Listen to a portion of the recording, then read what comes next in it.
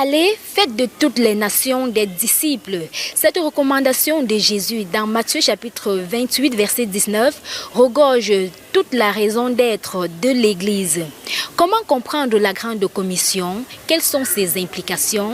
Et l'Église africaine, comment s'attelle-t-elle à accomplir cette Grande Commission? Pour en parler aujourd'hui, nous recevons l'apôtre Klossoté Isaac. Il est béninois et coordonnateur des EMS Bénin, une organisation missionnaire basée aux États-Unis. Il est ici au Cameroun dans le cadre d'une conférence stratégique. Chers téléspectateurs, bienvenue. Apôtre Klossoté Isaac, où est-on au Cameroun? Yo, merci beaucoup. Ça, c'est directement dans ma langue, ça. Voilà, nous disons merci tout simplement bienvenue à vous. Merci beaucoup. Voilà, comment vous trouvez le Cameroun? Ça se passe bien depuis votre arrivée? Très bien, je trouve le Cameroun très accueillant et l'accueil a été vraiment chaleureux de toutes parts, depuis Douala jusqu'à Yaoundé. Et du début de la conférence jusqu'à la fin aujourd'hui, vraiment, je me sens chez moi. Et merci à tous mes hôtes et surtout à mon hôte principal, le missionnaire Douala Modeste. Merci infiniment et nous profitons justement de votre présence ici au Cameroun pour traiter d'un thème vraiment intéressant. Nous parlons de la Grande Commission puisque c'est elle qui vous amène ici. De prime abord, comment définissez-vous la Grande Commission, apôtre? La Grande Commission, c'est l'ordre que Jésus a laissé à ses disciples et à tous ses suiveurs avant de remonter au Père. Et nous l'appelons souvent Grande Commission. Quand on dit Grande Commission, c'est une commission qui est au-dessus des autres commissions. Ça veut dire qu'il y a des commissions, il y a des pays, des nations, des organisations, des entreprises qui ont des commissions. Mais cette fois-ci, cette commission est au-dessus de toutes ces commissions. C'est pourquoi on l'appelle grande. Au-dessus, bien sûr, parce que cette commission vient du Tout-Puissant. Pas pour dire que les autres ne viennent pas forcément du Tout-Puissant, mais puisque cette commission concerne une mission qui est au-dessus de toutes les missions, c'est-à-dire au salut des âmes. Et quand on prend le prix d'une âme, on peut mettre tout le monde ensemble et ça ne va pas estimer le prix d'une âme, comme Jésus l'a dit, que servirait plutôt à un homme de gagner le monde entier s'il perdait son âme. Ça veut dire qu'une seule âme coûte plus cher que tout le monde entier. Et puisque la mission où la commission de Jésus concernait le salut des âmes, donc c'est une mission alors qui est au-dessus de toute autre commission. C'est pourquoi elle est appelée la Grande Commission. La commission la plus importante, si on peut le dire ainsi, de Dieu à l'endroit de l'humanité. Merci infiniment. Et dites-nous, qui est concerné par la Grande Commission? Est-ce que c'est une affaire des apôtres, par exemple, des pasteurs, ou bien qui est vraiment concerné par cette Grande Commission? La Grande Commission concerne tous les chrétiens. Tous ceux qui appellent du nom de Jésus-Christ devaient être impliqués dans la Grande Commission. Et aujourd'hui, c'est le mal que nous avons. Vous savez, les fidèles disent que la Grande Commission ne les concerne pas et que c'est pour les serviteurs de Dieu. Et quand ils viennent vers les serviteurs de Dieu, le pasteur va dire que ce n'est pas son rôle, c'est pour les évangélistes. Les évangélistes vont dire qu'ils vont équiper les laïcs. Et puis la Grande Commission est laissée de côté, mais malheureusement, ce n'est pas ça. Ce n'est pas plutôt ça, je voulais dire. La Grande Commission touche tous ceux-là qui croient au Seigneur Jésus-Christ comme leur sauveur et leur Seigneur personnel. Dès que vous croyez, vous devez être outillés et vous lancer dans la Grande Commission, peu importe les titres. C'est très clair, pas de commentaires. Alors, dites-nous, c'est une commission vraiment importante. Quelles en sont les implications? Quelles sont les implications de la Grande Commission? Oui, c'est une commission très très importante, en sorte que si cette commission n'est pas accomplie, c'est que l'homme, voilà, l'homme qui est la créature la plus chère de Dieu passera l'éternité loin de Dieu. Parce que sans la prédication de l'évangile, personne ne pourrait entendre. Et si personne n'entend, on ne peut pas avoir la foi pour croire, et etc., etc. Donc, il faut vraiment que nous soyons outillés pour que chacun soit capable, après la volonté, bien sûr, de s'impliquer dans cette grande commission. Et nous avons dit qu'il y a deux grands aspects, deux grands domaines où on doit se sentir appelé. Premièrement, être appelé à aller en mission, surtout quand nous parlons des missions stratégiques, c'est là où je voudrais mettre aussi accent. Il ne s'agit pas juste mission, mais il s'agit de la mission stratégique. Mission stratégique ayant comme objectif aller vers les non-atteints. Chers téléspectateurs, nous avons évoqué il y a de cela quelques minutes la conférence qui a amené l'apôtre ici au Cameroun. Nous allons vous permettre de vivre quelques temps forts de cette conférence qui s'est tenue ici même à Yaoundé. Et nous vous revenons pour la suite de l'émission.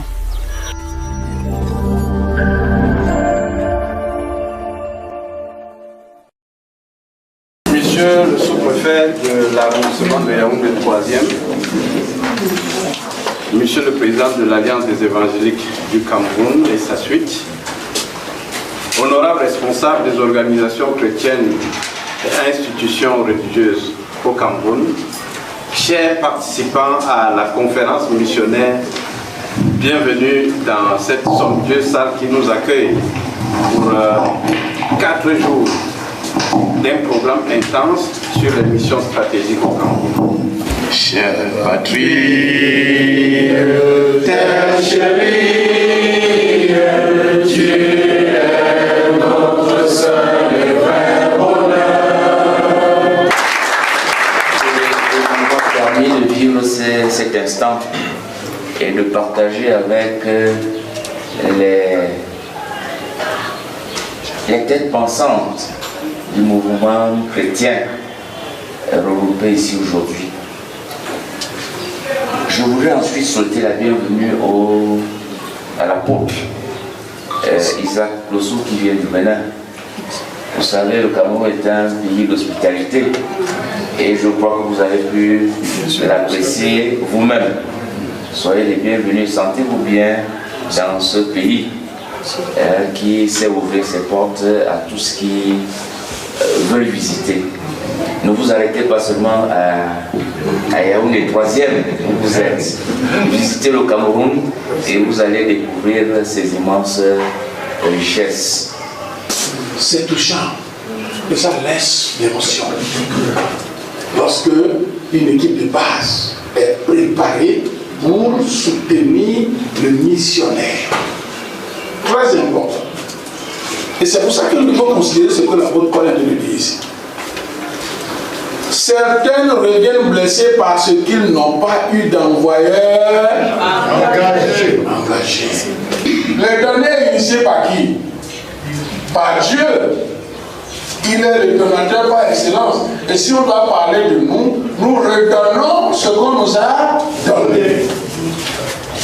Donc Dieu a donné, c'est ça, il a déjà fait son service, son adoration. Nous, en retour, nous lui retournons ce qu'il nous a donné pour preuve de notre adoration.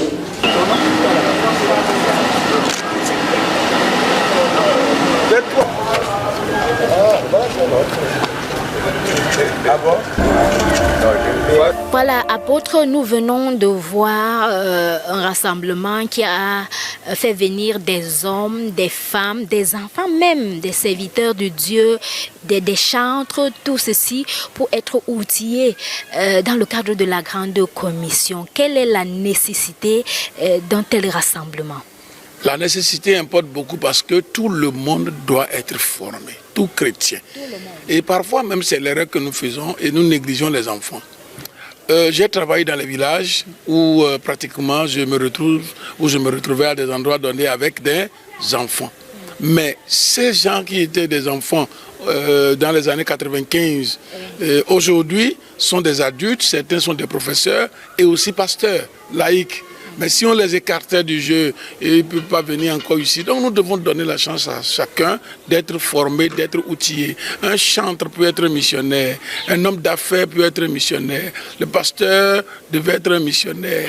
Ouais, les femmes doivent travailler dans la mission stratégique. Les jeunes et les enfants, tout le monde, Dieu a besoin de nous tous. C'est pour ça que nous avons permis, pas seulement aux hommes de Dieu, mais les ouvriers chrétiens aussi, chacun dans son domaine, de venir mettre sa main à la charrue pour que l'œuvre évolue. Et j'apprécie vraiment le nombre que nous avons fait pour cette première édition ici au Cameroun. Et nous pensons que le feu a été lancé et ils vont courir avec la vision pour que des années à venir, nous ayons des milliers de personnes qui répondent aux missions stratégiques. Alors, quelles sont vos attentes au terme d'une telle formation?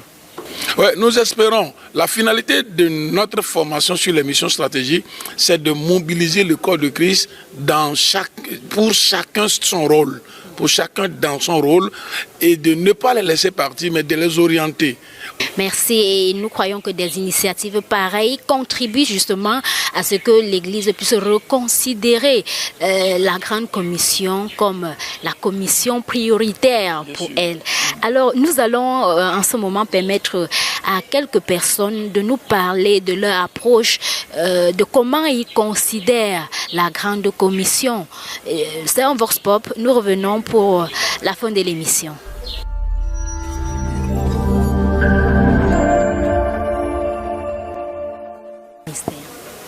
La Grande Commission occupe la première place dans mon ministère. Parce qu'à la base, je suis missionnaire. À la base, je travaille avec Jeunesse en Mission et mon travail m'oblige à voyager. Mon travail m'oblige à rencontrer des gens. Donc mon travail m'oblige à servir d'autres personnes, à servir d'autres cultures. En fait, nous sommes en mission auprès de ces enfants vivant dans la rue.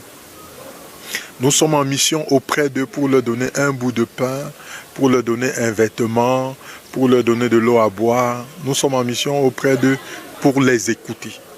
La fenêtre 4 ans à 14 ans. Voilà notre champ où nous faisons tout pour que l'enfant dès sa tendre enfance puisse entendre parler de Jésus-Christ. Et nous savons que si nous commençons suffisamment tôt pour bâtir Christ dans les vies de ces tout-petits, à coup sûr, lorsqu'ils deviendront adultes, ils ne s'en détourneront pas. Parce que la Grande Commission sera un style de vie dans leur vie. L'évangélisation, je savais qu'elle était importante, sauf qu'elle n'était pas encore vraiment réelle dans ma vie. J'avais encore de la peine, j'avais peur d'aborder les personnes, j'avais peur de ne pas dire ce qu'il faut. Et j'avais également peur que je dise des choses qui n'impactent pas des personnes. Mais avec ce séminaire que j'ai davantage suivi, ça m'a boosté. Et je comprends qu'il y a urgence. Pour que le Christ revienne, il faut que toute la terre soit touchée par l'évangile. Il y a urgence pour moi de prêcher. Et j'ai comme sur ma conscience le fait que l'évangélisation est urgente et que tous ceux que je côtoie, j'ai un devoir envers eux.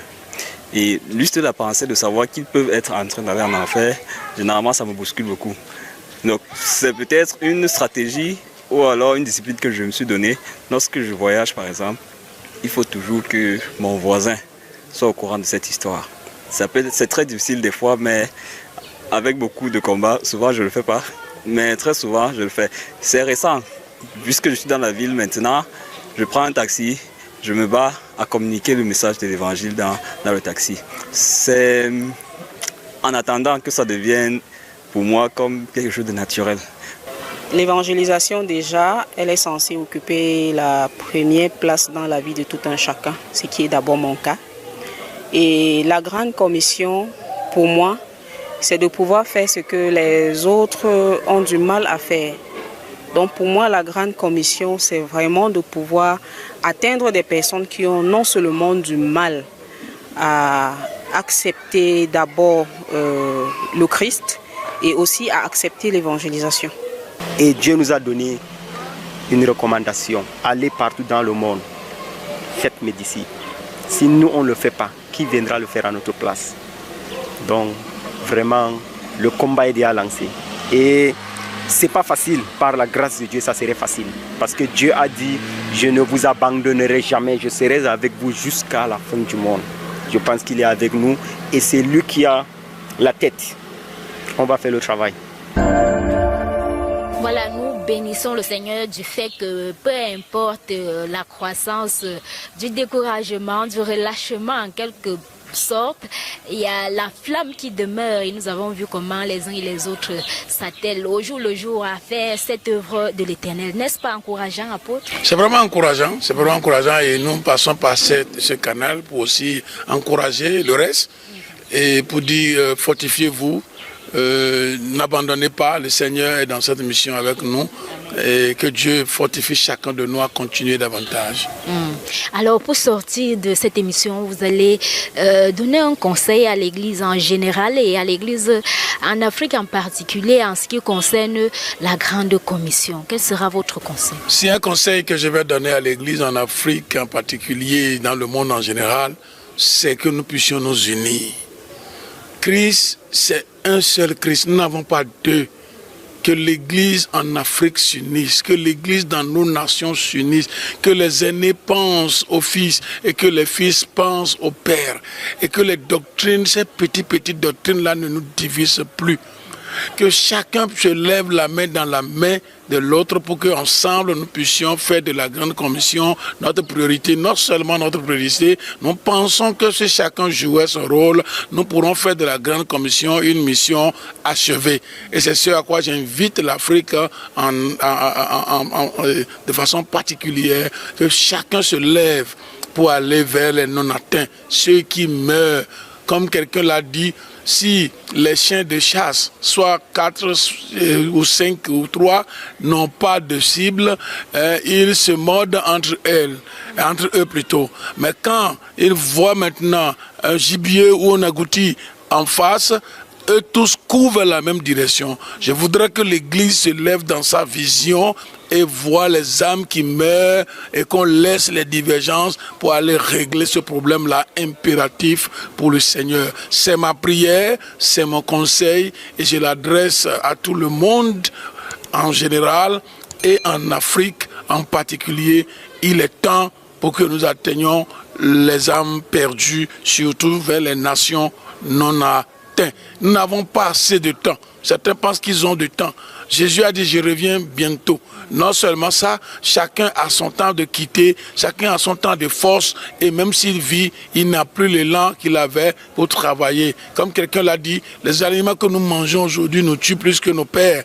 Donc ça veut dire que si ton père a fait 120 ans, peut-être que vous n'aurez pas la grâce de faire autant. Donc le temps que nous avons est tellement court que nous devons courir avec la vision. C'est mon conseil, je prie que Dieu puisse nous exaucer et enflamme encore nos cœurs, le cœur des croyants dans le feu d'évangélisation, dans le feu du Saint-Esprit pour atteindre les âmes, surtout dans les missions stratégiques. Merci infiniment. Nous parvenons à la fin de cette émission. Merci apôtre, c'était un plaisir de vous avoir aujourd'hui. C'est plutôt moi qui vous remercie. Voilà, de retour au Bénin, transmettez nos salutations à notre collaborateur Chédar Dessou. Je ne manquerai pas, c'est mon fils spirituel. Amen, belle coïncidence. Merci également à vous de nous avoir regardés. Je crois que nous avons tous compris que la Grande Commission n'est pas l'affaire d'une personne, mais elle nous concerne nous tous. Alors, lèvons-nous et faisons l'œuvre du Père tant qu'il fait encore jour. Merci de nous avoir regardés. Restez sur Dieu TV.